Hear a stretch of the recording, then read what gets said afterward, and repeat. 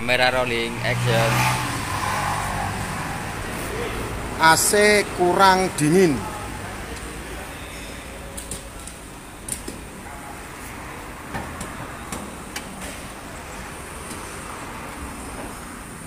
Sahabat topi miring, mobil kamu nggak dingin AC-nya, kemudian dibawa ke bengkel, minta tambah freon, tetapi setelah dipakai 3 hari atau seminggu nanti dia nggak dingin lagi. Berarti permasalahan bukan di freon, tapi adanya kebocoran di sistem sirkulasinya, ya. Sama seperti mobil ini, kita akan bongkar, kemudian kita akan cek letak kebocorannya di mana dengan alat pressure penekan, ya. Nanti akan ketahuan bocornya di mana. Ini keluhannya sama, AC-nya kurang dingin. Oke, tentunya akan dilakukan pengecekan tekanan freon dulu.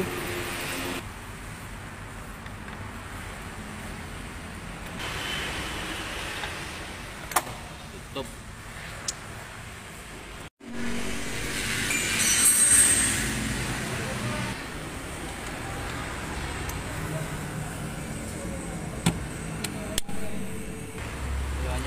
Setelah pengecekan gimana Pak, hasil pengecekannya Pak?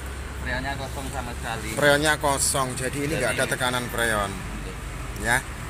Yang warna biru ini tekanan freonnya 0. Jadi nggak tekanan. Berarti harus dicek kebocoran Pak ya. Ini mesti ada kebocoran karena freon pada prinsipnya tuh nggak akan hilang, dia hanya berputar. Tapi ketika ini terjadi, berarti ada permasalahan di kebocoran. Ini freonnya sama sekali nggak ada. Dan ini adalah alat vakum, jadi fungsi alat ini salah satunya untuk memberikan tekanan ke saluran-saluran selang yang ada di sistem AC, untuk memberikan tekanan untuk mengecek kebocorannya ada atau tidak. Kemudian dari sana diisi angin bertekanan untuk mengecek kondisi kebocorannya ada di mana.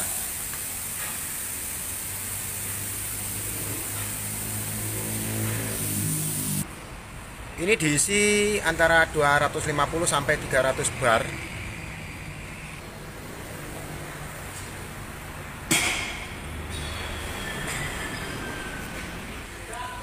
Di sini kita akan menunggu apakah tekanannya itu turun dalam waktu tertentu atau tidak. Jadi kalau dia turun berarti permasalahan ada kebocoran di jalur, mulai dari evap, dryer, kompresor dan lain-lain, termasuk sambungan-sambungan selang seperti selang-selang ini ya.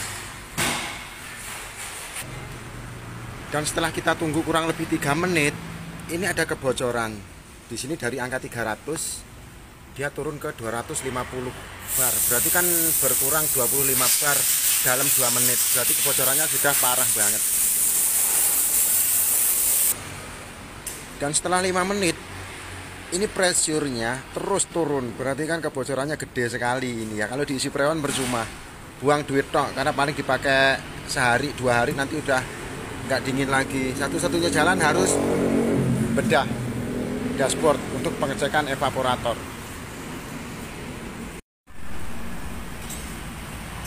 Prosesnya bagaimana? Tentunya kita harus buka dashboard. Dashboard ini akan dibongkar total untuk pengecekan dari evaporator. Ya, ikuti prosesnya di video berikutnya. Ya. Dimulai dari sini.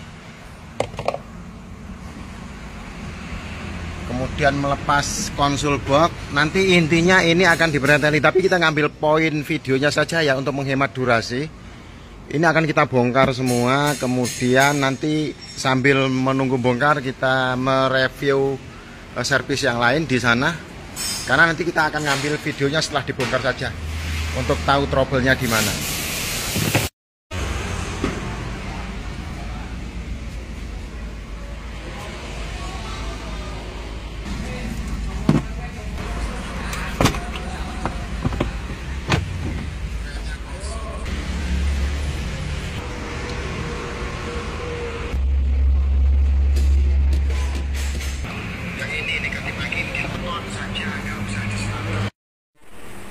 Nonton video gue wis milu grup iki piye iki Pak De.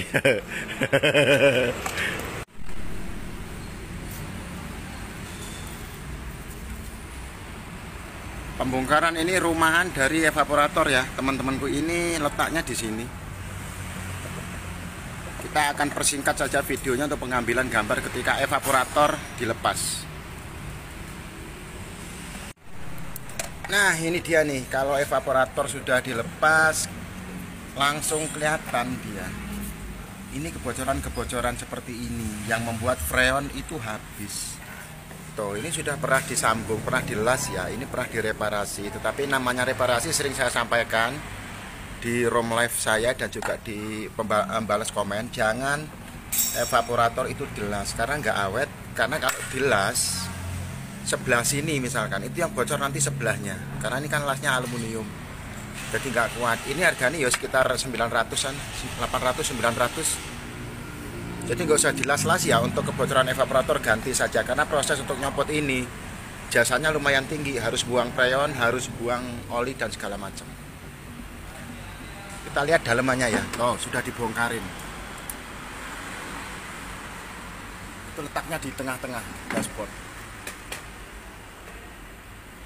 Ini adalah evaporator yang baru, siap segera dipasang. Jadi untuk pemasangan nggak usah ditayangkan ya teman-teman bengkel. Untuk teman-teman pegiat bengkel AC mesti mudeng. Jadi video ini dikhususkan untuk pemilik-pemilik mobil yang mungkin akan kebingungan ketika AC itu tiba-tiba mati, kemudian nggak dingin.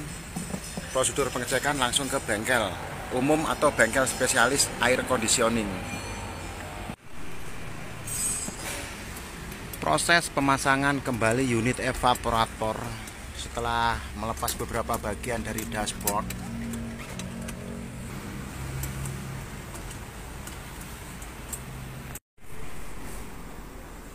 Dan finishing atau hasil akhir dari setiap proses tadi harus dikembalikan semua ke posisi awal bagaimana kita melakukan pembongkaran ya. Dirapihkan, kemudian setelah ini nanti akan lanjut ke proses pengisian oli dan juga freon. Sedang disiapkan oleh abang teknisinya.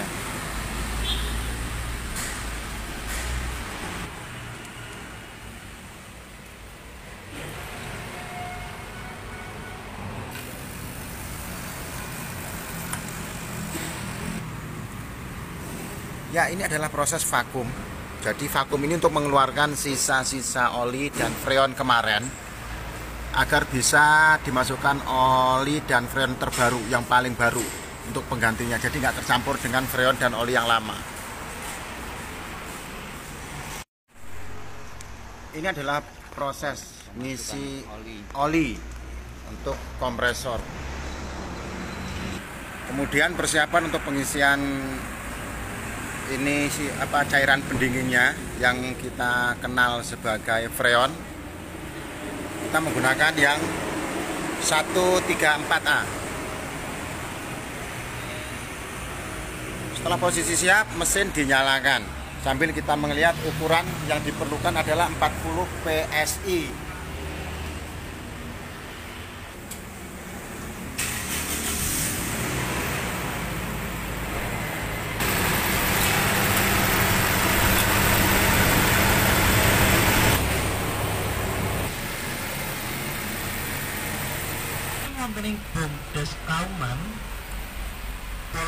Saklar sudah posisi on.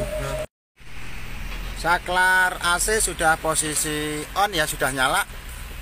Dan ini sudah mulai ada angin dengan hawa yang lebih sejuk. Kita akan tunggu prosesnya sampai selesai. Di depan masih menunggu tekanan.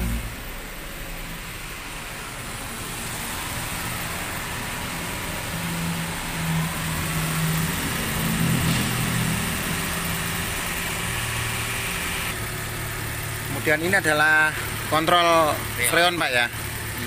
Kontrol freon bisa dilihat dari sini. Kalau dibuka dia seperti berbuih dan itu freon masuk. Sambil dicek, wah ini sudah sejuk sekali. Sudah dingin, maces.